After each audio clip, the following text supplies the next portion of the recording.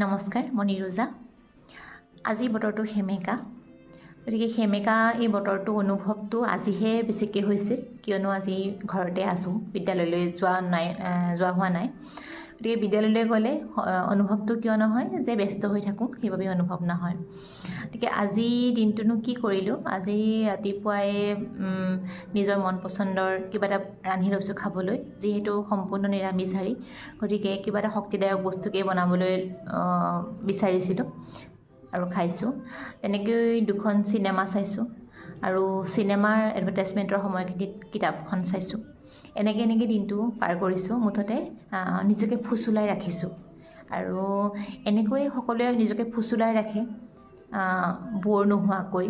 কোনোবা ফুৰিবলৈ যায় বা কোনোবা কিবা কৰে, কিন্তু ঘৰত থকা মানুহখিনিয়ে কি কৰেনো? এনেকৈও ফুচুলাব পাৰি, এনেকৈও ফুচুলাই ৰাখিব পাৰি, এনেকৈও ফুচুলাই ৰাখে। কোনোবাই তাঁত বয়, কোনোবাই কাপোৰত ফুল তোলে, বা কোনোবাই কেক বনায়, কোনোবাই ভালকৈ ৰান্ধি ঘৰৰ মানুহসকলক খুৱায়। গতিকে তেনেকৈ আমি নিজকে ফুচুলাই ৰাখোঁ আৰু এই ফুচুলনি খুবেই জৰুৰী আমাৰ সকলোৰে কাৰণে।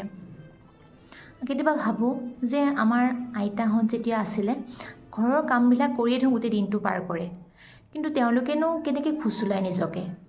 তেতিয়া মনত পৰে যে আবেলি যেতিয়া আমি শোৱাৰ পৰা উঠি আহোঁ, আইতাই কঁঠাল গুটি কেইটামান উলিয়াই দিয়ে চৌকাৰ পৰা, লগতে কি বগৰী গুড়া, লাডু, এনেকুৱা বস্তুখিনি উলিয়াই দিয়ে, এটা দিয়ে হাতৰ মুঠিতে আনি খোৱা, বা আটলাছ কঁঠাল, এনেকুৱা ধৰণৰ বস্তু কিছুমান আমি ভাল পোৱা বস্তু, কফু, এনেকৈ আনি দিয়েহি। আৰু এতিয়া ভাবোঁ এই বস্তুখিনি তেওঁলোকে যদি ফুচুলাই ৰাখে, তেওঁলোকে আনন্দ পায়, কাৰোবাক খুৱায়, নাতিনীকেইটাক খুৱায়, বা নিজৰ পুত্ৰ বোৱাৰী বা সকলোকে বা ওচৰৰ মানুহক, বা তেওঁলোকে কিবা এটা এইখিনি কৰি তেওঁলোকে নিজকে ফুচুলাই ৰাখে।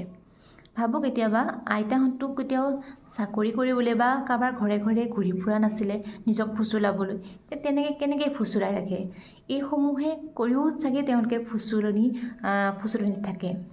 নিজকে ধুনীয়া কৰি ৰাখে, নিজকে ভাল কৰি ৰাখে। এইসমূহ কামেৰেও তেওঁলোকে নিজৰ মনটোক শক্তি দিয়ে। মনৰ শক্তিটো আচল কথা।